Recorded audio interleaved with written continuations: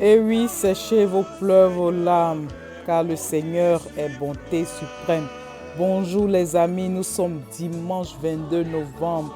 Les amis, demeurez bénis. Toi qui es sur ma vidéo, qui est en train de regarder ma vidéo, que Dieu te bénisse. Les amis, hier, c'était un jour vraiment différent, je peux le dire.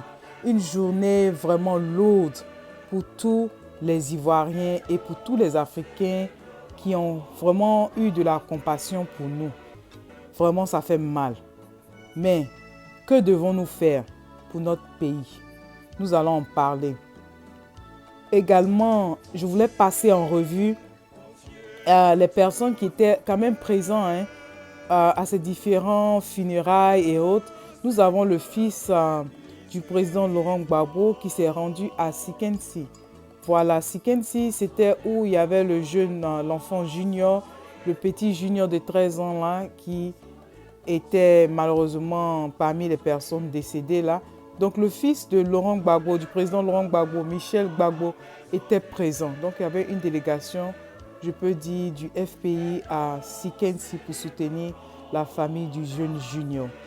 Et également du côté de Daokro, comme vous savez, Daokro, il y avait près de 3 funérailles, voilà.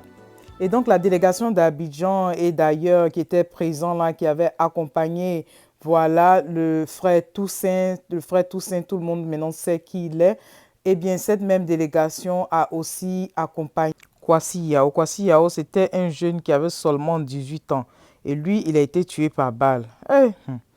En tout cas, merci beaucoup à tous ceux qui ont fait le déplacement, à tous ceux qui ont participé de façon financière, tout ça, aux différents enterrements. Que Dieu vous bénisse. Je sais qu'il y a des personnes qui m'ont demandé si j'avais lancé une cagnotte et j'ai répondu que le frère Isaac Kofi a déjà lancé une cagnotte, donc c'est mieux de contribuer, voilà, directement à la cagnotte d'Isaac Kofi au lieu d'avoir plusieurs cagnottes. Donc c'est ce que je vous recommande, vous pouvez le contacter. Je vais essayer de prendre aussi le lien de la cagnotte pour épingler, mais en attendant, voilà le nom de sa chaîne. Donc, je vais déjà vous montrer. Là, sa chaîne va apparaître. Là, vous allez voir. Donc, je peux vous dire, en tout cas, c'est un frère qui est vraiment bien. Il est dans le même combat que nous tous. Donc, vous pouvez déjà le contacter pour la cagnotte. Mais comme je dis là, je vais prendre le lien et puis partager également. D'accord, donc ça c'est pour la cagnotte.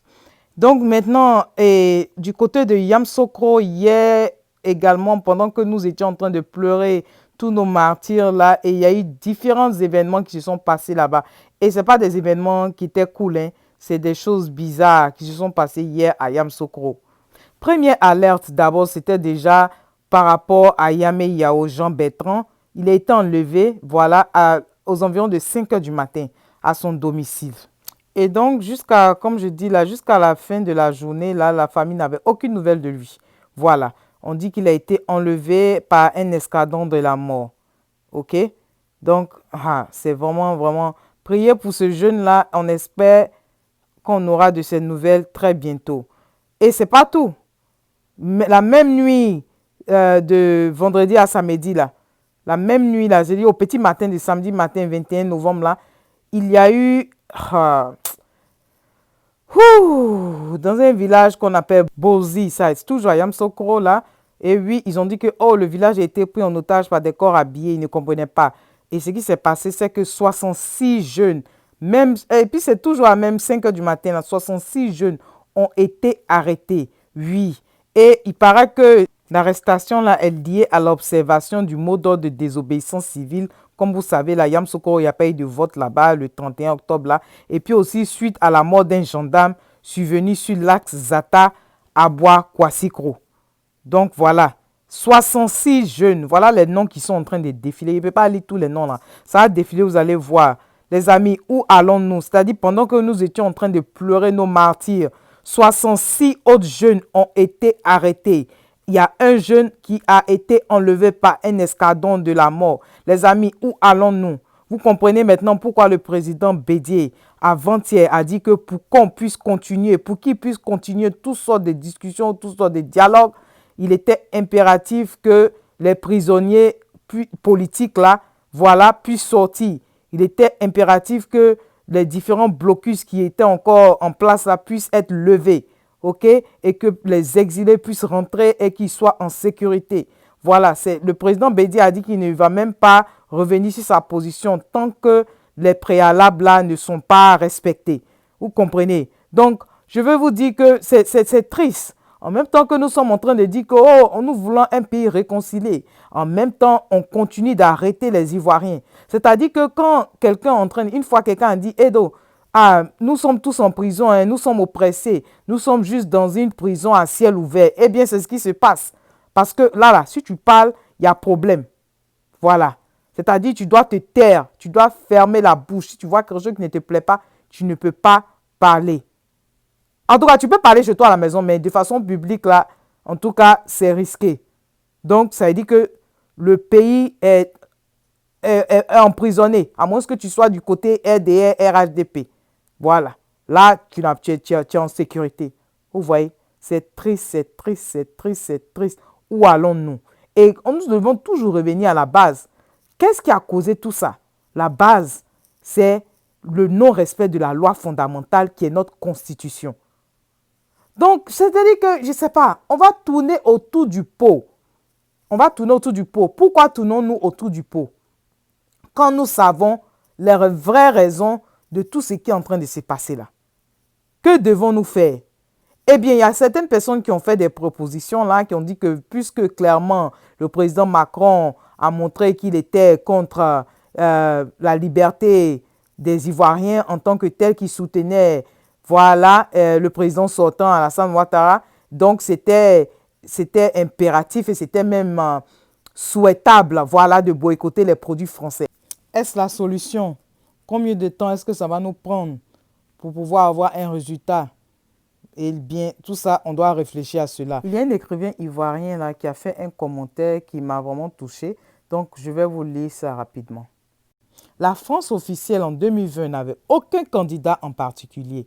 Elle n'a fait que tirer les conséquences de ce qui lui est paru être le rapport de force sur le terrain. Nos lois, la France officielle et l'Occident en général s'en moquent éperdument. Ce qui importe à leur chancellerie, c'est la capacité du premier venu à pacifier l'espace national, c'est-à-dire l'aptitude fut-elle extrajudiciaire à maintenir un climat de soumission généralisé. Et ce n'est donc pas spécialement Ouattara que Macron vient soutenir, c'est notre silence devant l'arrestation d'Afi et de Guy Cavier qu'il se donne d'acter jusqu'à nouveau développement. Les amis, qu'est-ce qu'il veut dire par là?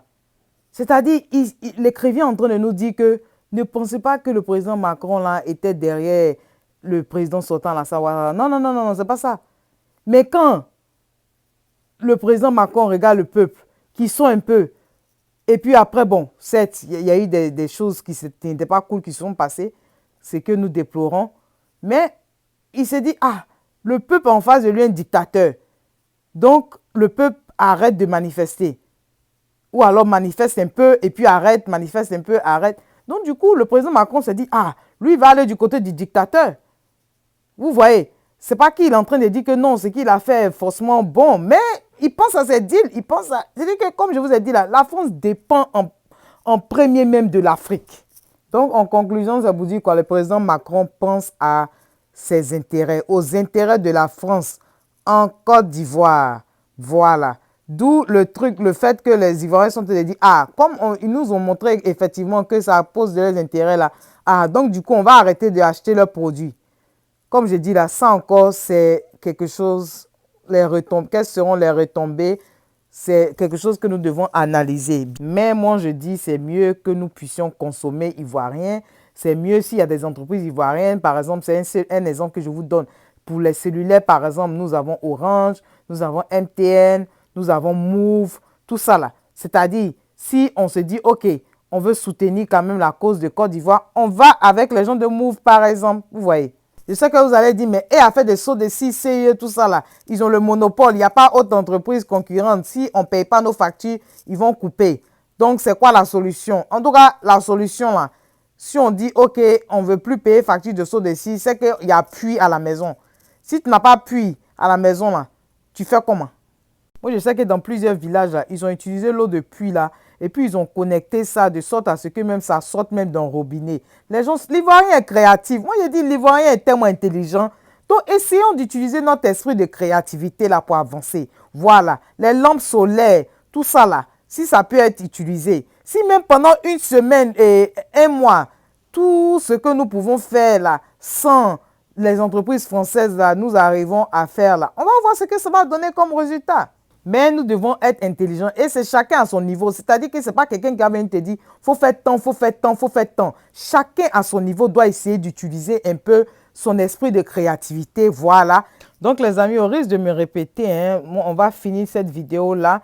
Retenez ceci, le pouvoir au peuple. Le peuple a la force. Certes, nous avons une dictature en ce moment qui est installée dans notre pays où on ne peut pas parler, tout ça là, mais nous devons rester soudés. Donc, restons soudés, restons mobilisés, haut les cœurs, Dieu ne va pas nous laisser tomber. Ok les amis, on se prend tout à l'heure pour une autre vidéo. Bye bye.